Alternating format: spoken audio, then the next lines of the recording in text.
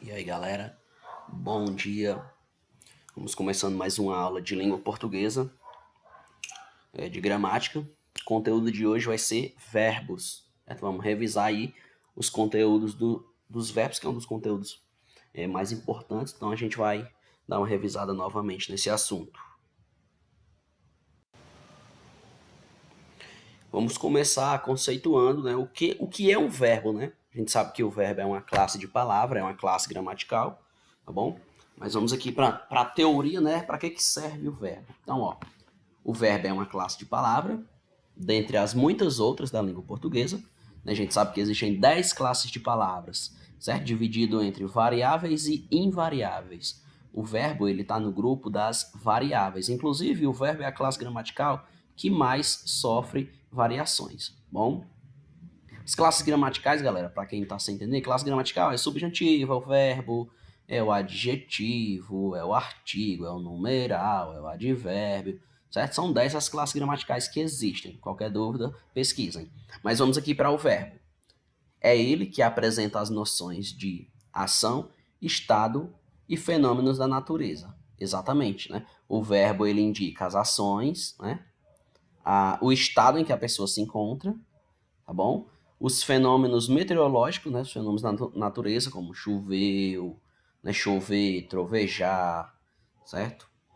E assim por diante. Continuando. Em quase todas as construções gramaticais que criamos, utilizamos algum verbo. E por isso, né, para saber como ele é formado e como funciona, vamos explorar os diversos caminhos. Sim, o verbo a gente usa muito, né, porque para indicar ação, né? Por exemplo, ó, eu estou cansado. Nós temos aí a expressão estou, né? Está, o estado em que a pessoa se encontra. Choveu ontem à noite, é um fenômeno da natureza, né? Choveu ontem à noite. Você bebeu água, aí ó, bebeu é uma ação. Então tudo isso são verbos. Então o verbo é uma palavra que exprime um fato, geralmente uma ação, um estado, um processo ou um fenômeno natural e localiza no tempo. Sim, todo verbo, né, vai estar em um determinado tempo. Né? Os verbos podem estar no pretérito, né, que é o passado. Os verbos podem estar no presente, indicando uma ação momentânea, ou também podem estar no futuro. Exemplos. Minha avó fez um bolo. É uma ação, né? Fazer. Maria está cansada. É o estado em que a Maria se encontra. Ela está cansada. Choveu durante a noite. Choveu é um fenômeno meteorológico, é um fenômeno da natureza. Então, ambos aí são verbos.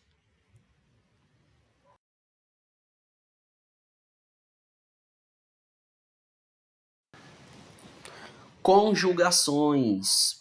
Cada verbo da língua portuguesa possui sua conjugação, ou seja, cada verbo se flexiona utilizando as desinências, que são os elementos que, associados aos verbos, nos dizem em que tempo, pessoa, número e modo eles estão.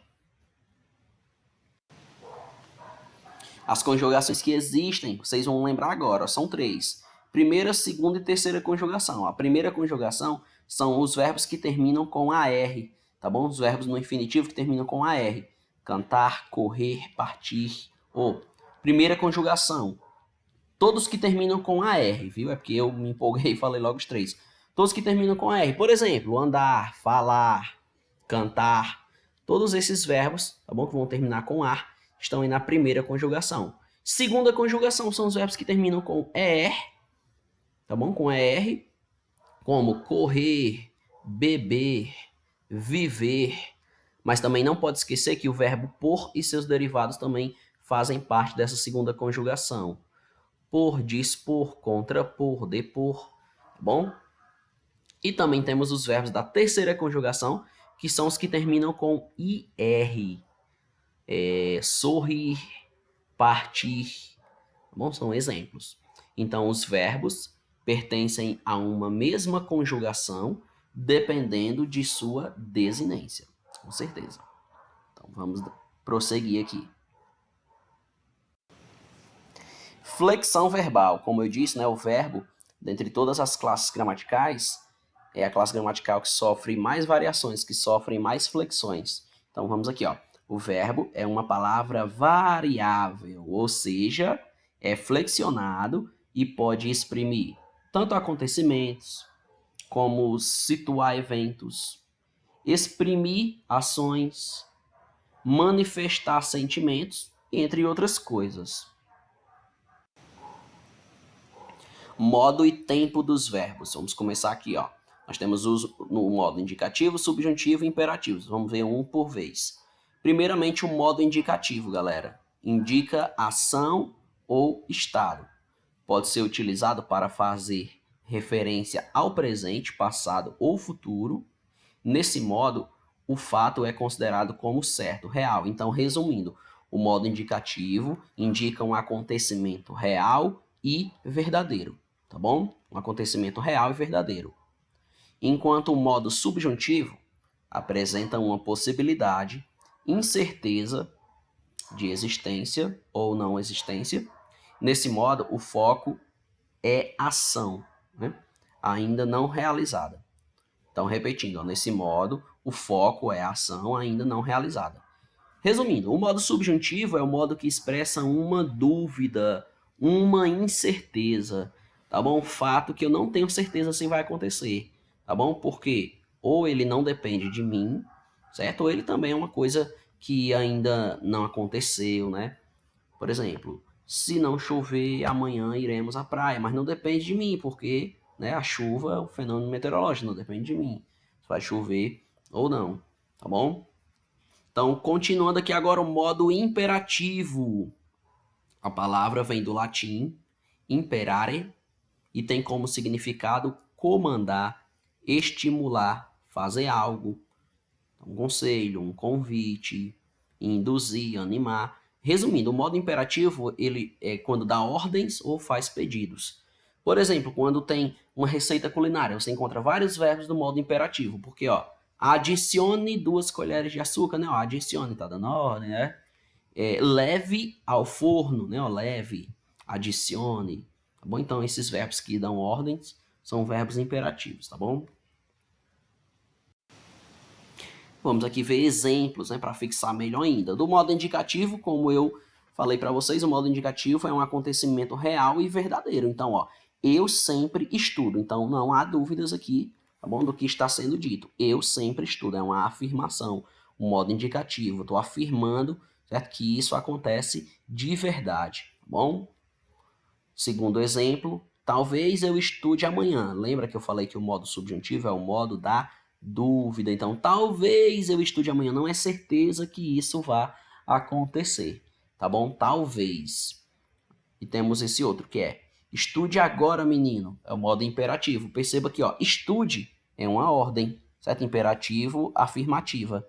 Mas também pode ser imperativo negativo. Não estude, tá bom? Então, sempre que é uma ordem é imperativo. Sempre que está pedindo, né, ou dando uma ordem, é o modo imperativo. Agora nós temos aqui o tempo do modo indicativo. Então vamos lá. Esse modo indicativo ele pode indicar uma ação no presente que expressa um fato real, ou seja, uma coisa que está acontecendo nesse exato momento. Temos o pretérito imperfeito, expressa um fato ocorrido no momento anterior ao atual, certo? Mas que não foi completamente terminado. Ou seja, estou falando de uma coisa, né, que está acontecendo, né, vem acontecendo no passado e ainda não foi concluída essa ação. O professor pode dar um exemplo de um pretérito imperfeito? Falava, cantava, andava. Ó, dá a entender que isso aconteceu mais de uma vez, certo? Pretérito perfeito expressa um fato ocorrido no momento anterior ao atual e que foi totalmente terminado. Então, no pretérito perfeito, a ação ela está no passado também, mas ela já foi concluída. O professor pode dar um exemplo? Andou, cantou, falou, ou seja, andou, cantou, tipo, cantou no barzinho. Significa que ele cantou e não canta mais. Ou seja, que a ação foi no passado, já foi concluída. Pretérito mais que perfeito. Olha, o pretérito mais que perfeito, galera, ele pode terminar com ra, certo? É uma paroxítona terminada com ra.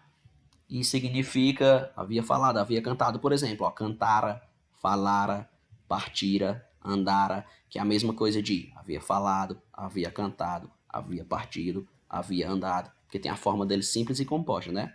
Então, ó, o pretérito mais que perfeito expressa um fato ocorrido antes de outro fato já terminado. Resumindo, é uma ação anterior a outra ação. Futuro do presente, que é o penúltimo, ó, enuncia um fato que deve ocorrer num tempo vindouro com relação ao momento atual, ou seja, uma coisa que ainda não aconteceu, mas vai acontecer daqui a pouquinho. Futuro do pretérito, enuncia um fato que pode ocorrer posteriormente a um determinado fato passado. Ou seja, referente a um fato passado, tem um fato que pode ocorrer no futuro, tá bom? Modo subjuntivo. Modo subjuntivo, lembrando, é o modo da dúvida, né? Então, quando ele é o presente, expressa um fato que pode ocorrer no momento atual. Ó, perceba que pode ocorrer, né? Pretérito imperfeito expressa um fato passado, mas posterior a outro já ocorrido. E o futuro enuncia um fato que pode ocorrer no futuro em relação ao tempo atual, ou seja, que pode ocorrer. Tudo aí é dúvida. Tempo, modo imperativo. Ó. O imperativo é indeterminado em tempo. Supõe-se que, como se trata de uma ordem, a ação se dará no futuro. Exatamente, né? Como é uma ordem, né? Você vai dar uma ordem para uma coisa que ainda não foi feita. Temos aqui o modo indicativo, tempo, né? Temos aqui todos os tempos aqui que fica para vocês estudarem, ó. O presente, o pretérito perfeito, mais o pretérito imperfeito, o mais que perfeito, futuro do presente e o futuro do pretérito. Por quê? Uma coisa é só você que assistir a videoaula e ouvir eu falando, né? O que é o presente, o que é o pretérito imperfeito, o que é o pretérito perfeito. Eu vou falar, mas vai entrar no ouvido e vai sair no outro, certo? Dificilmente você vai memorizar se você não estiver anotando. E agora aqui sim, agora você tem, tá bom? O quadro onde você vai anotar, você vai estudar, você vai revisar, tá bom? Você vai printar a tela, você vai colocar no seu bloco de anotações, porque só com a conjugação dos verbos é que você vai de fato memorizar, tá bom? Não adianta só você ler a teoria. Isso serve aqui também para os outros modos, tá bom? Ó, modo subjuntivo, os tempos dele aí, ó. Presente, que eu cante, né? Pretérito imperfeito. Se eu cantasse, futuro. Quando eu cantar. Perceba que sempre são fatos possíveis de acontecer. O imperativo aí como que se conjuga, tá bom? Ó, presente do indicativo, o imperativo afirmativo, presente do subjuntivo e o imperativo negativo.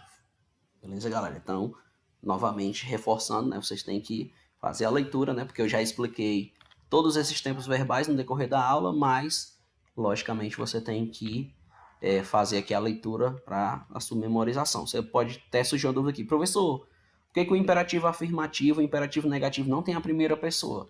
Porque, galera, você não dá uma ordem para você mesmo, né? Você dá uma ordem para outra pessoa, né? Você faz um pedido para outra pessoa, né? Ó, pegue aquilo, por favor, né? Outro exemplo, né? Lave a louça, né? Dá um exemplo. Né? Você vai dar ordem para você, você não vai dar uma ordem para você mesmo, né?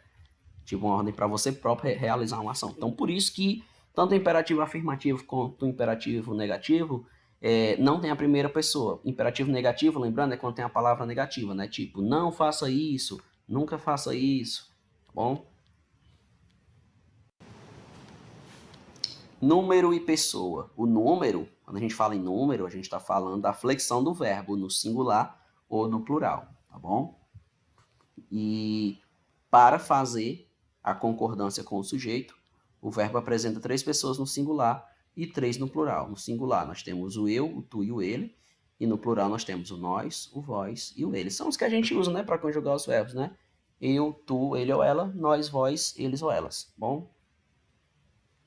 Lembrando que a primeira pessoa do discurso é eu e nós, segunda pessoa do discurso é tu e vós, e terceira pessoa do discurso é ele ou ela, eles ou elas. Lembrando que a primeira pessoa do discurso é quem está falando, né? No caso eu, né? Segunda pessoa do discurso é com quem eu estou falando, no caso com tu, com você, né? Com vós. E a terceira pessoa do discurso é de quem estou falando, tá bom?